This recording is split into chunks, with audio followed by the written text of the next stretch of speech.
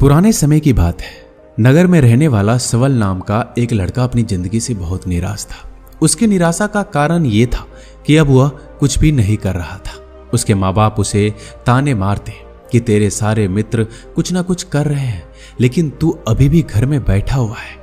मित्रों के बीच भी अक्सर उसका मजाक ही बनता। वह कहीं जाता तो लोग उससे पूछते कि क्या कर रहे हो। उसे ये बताने में बड़ी शर्म आती कि अभी वह कुछ भी नहीं कर रहा है। धीरे धीरे उसने रिश्तेदारों के यहाँ जाना और लोगों से मिलना जुलना कम कर दिया।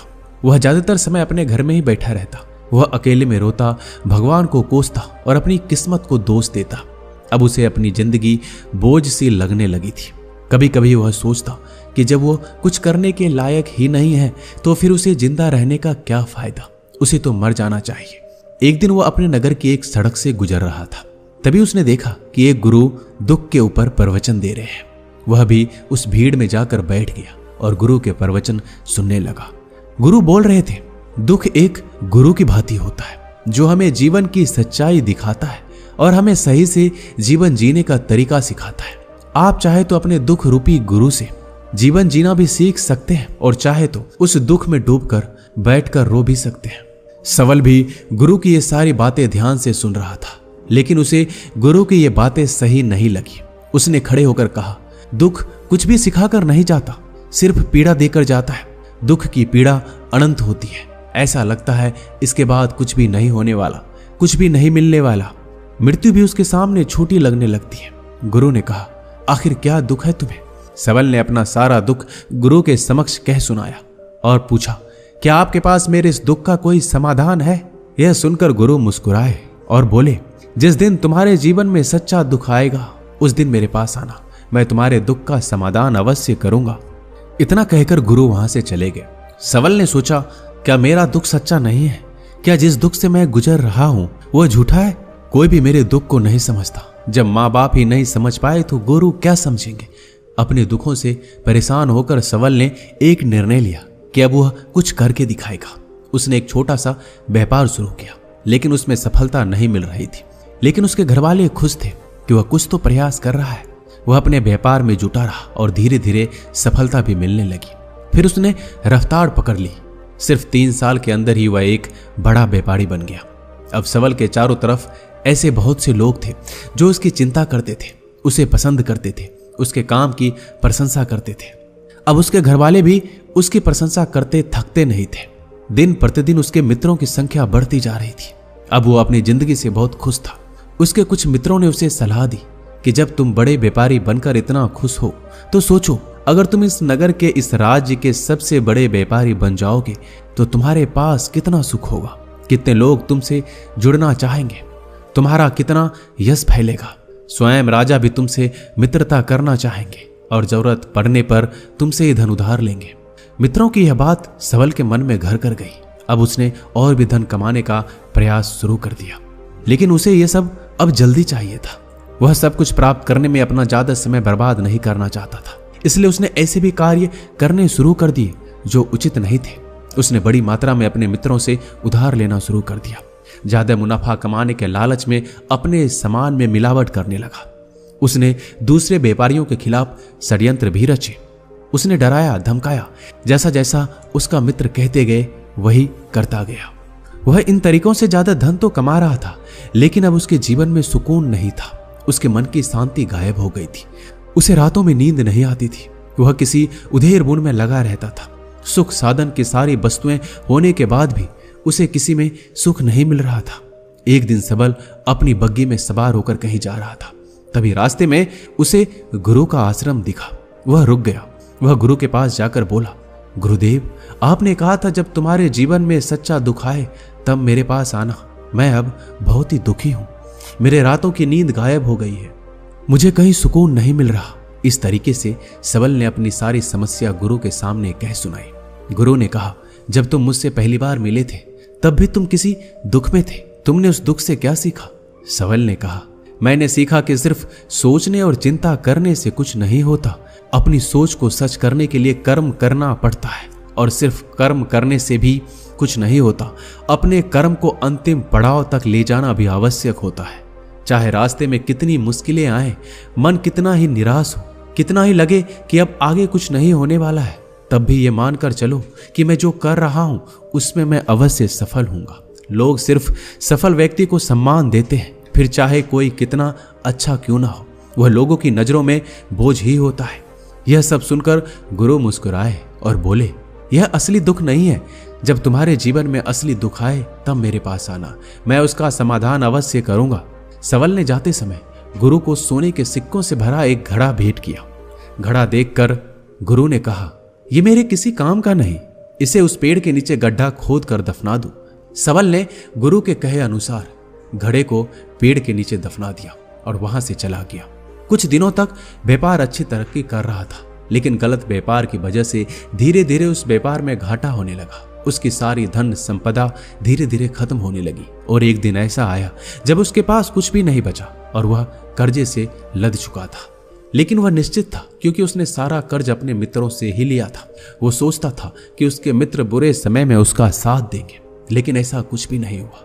बुरा समय आते ही मित्रों ने अपना उधार मांगना शुरू कर दिया। उधार वापस न मिलने पर जान से मारने की धमकी भी दी। उसके चाहने वाले सब उससे दूर हो गए। उसके वो मित्र जो उसके साथ मौज मस्ती करते थे अब उससे दूर भागने लगे। उसके परिवार वाले उसके गलतियां और कमियां गिनाने लगे। उसकी सारी संपत्ति नीलाम हो गई, उसके पास कुछ भी नहीं बचा। उसने अपने पिता से सहायता मांगी तो पिता ने कहा, मेरे पास ये थोड़ी सी संपत्ति है, अगर मैं ये भी तुम्हें दे दूंगा तो मैं तुम्हारी मां को कहां रखूंगा। ये संपत्ति हमारा आखिरी सहारा है। सबल के भीतर बहुत गहरा दुख था। उसके आसपास कोई नहीं था जो उसके दुख को समझ सके, उसे संभाल सके। लोगों से मिले इस धोखे और विश्वासघात की वजह से वो अंदर तक टूट गया। उसे लगने लगा कि अब जीने का क्या मतलब, अब तो मृत्यु ही एकमात्र सहारा है। वो आत्महत्या करने के लिए पहाड़ी की तरफ जा रहा था। तभी उसे याद आया कि गुरु ने कहा था, जब तुम्हारे जीवन में असली दुख आए तब मेरे पास आना। सबल गुरु के पास गया और अपना सारा दुखड़ा उन्हें सुनाया। आंखों में आंसू भरकर बोला, मेरे इस दुख का समाधान कीजिए गुरुदेव। गुरु ने कहा, जब तुम्हारे जीवन में असली दुख आए तब मेरे पास आना, मैं उनका समाधान अवश्य करूंगा। सबल ने कहा, क्या अभी जो मेरे जीवन में घट रहा है क्या वो दुख नहीं है? आखिर असली दुख होता क्या है? गुरु ने कहा, सबसे पहले तुम मुझे ये बताओ, इस दुख से क्या सीख मिला? सबल ने कहा, मैंने सीखा कि जो लोग हमारी सफलता, हमारी तरक्की की वजह से हमारे जीवन में आए हैं वो हमें धोखा अवश्य देंगे, क्योंकि बुरे समय में हमारे साथ खड़े नहीं होंगे। वह केवल अच्छे समय में हमारा फायदा उठाएंगे और बुरे समय में छोड़कर चले जाएंगे। भरोसा केवल उन्हीं लोगों पर करना चाहिए जो हमारे बुरे समय में, असफलता के समय में हमारे साथ खड़े रहते हैं। लेकिन ऐसे लोग बहुत ही कम होते हैं, पर जिसके पास होते हैं उनकी कद्र करनी चाहिए, उनका अपमान नहीं करना चाहिए। मैंने ये भी सीखा कि कभी किसी के खिलाफ षड्यंत्र नहीं रचना चाहिए, ईमानदारी और धैर्य के साथ काम करना चाहिए और कभी लालच नहीं करना चाहिए।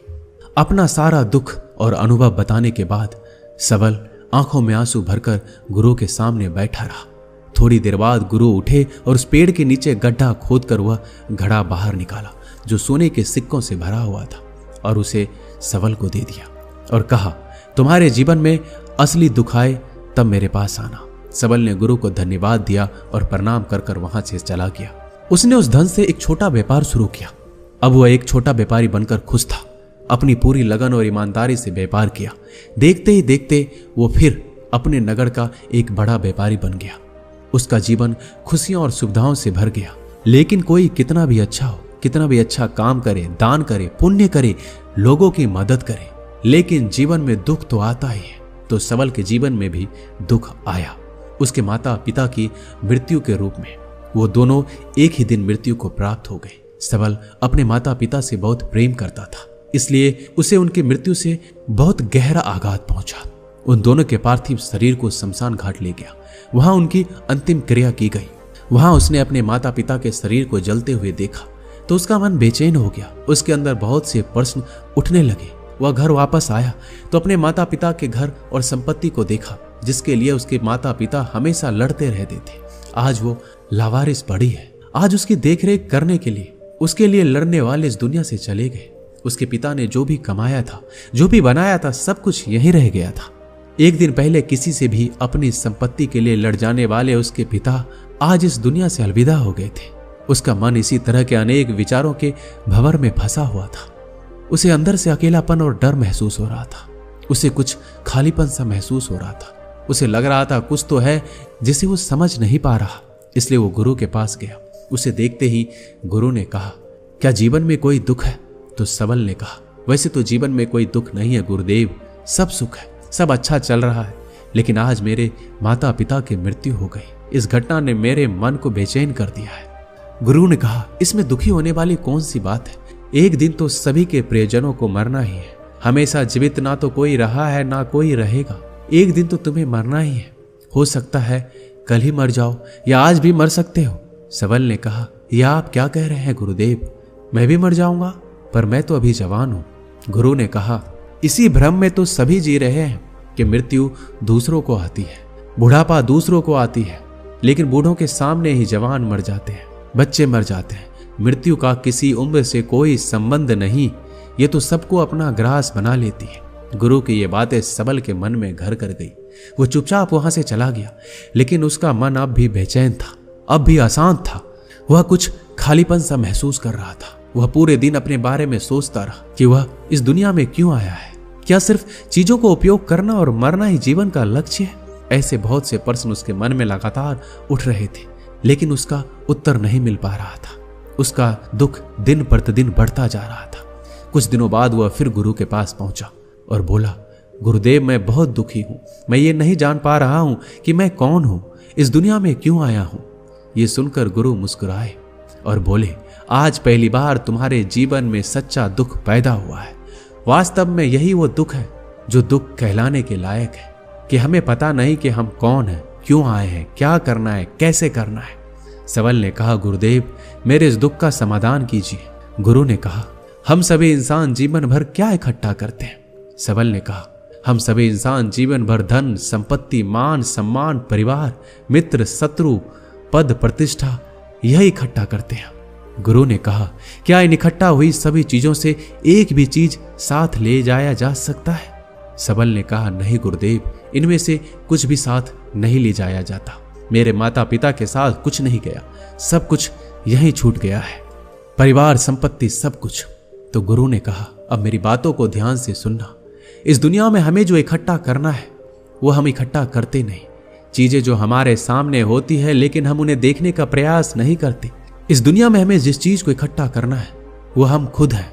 हमें खुद को इकट्ठा करना है ताकि जब मृत्यु हो तो हम एक हो सके और स्वयं को पहचान सके।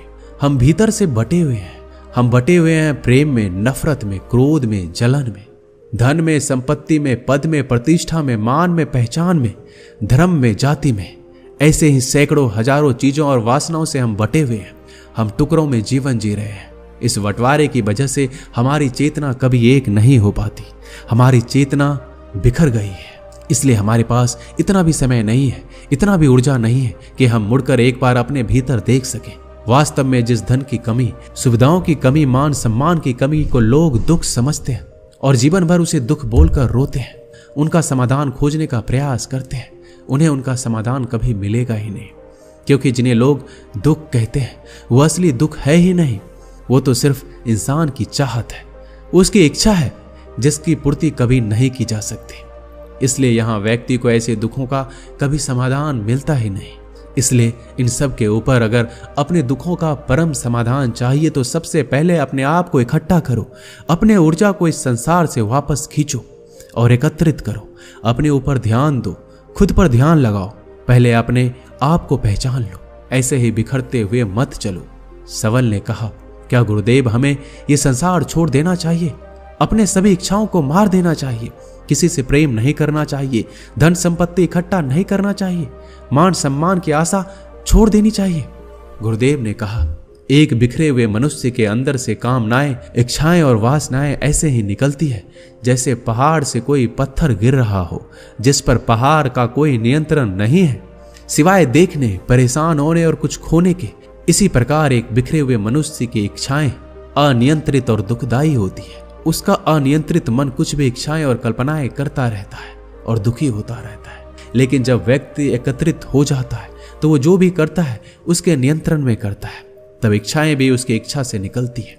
सबल ने कहा, गुरुदेव आपने मेरे सच्चे दुख का समाधान कर दिया, उसके बाद आपका बहुत धन्यवाद। मैं खुद को एकत्रित करने का प्रयास करूंगा। गुरु ने कहा, मानव शरीर में बहुत ऊर्जा है, बहुत शक्ति है, पर यह बेकार के कामों में बटकर रह गई है, व्यर्थ की चीजों में लगी रहती है।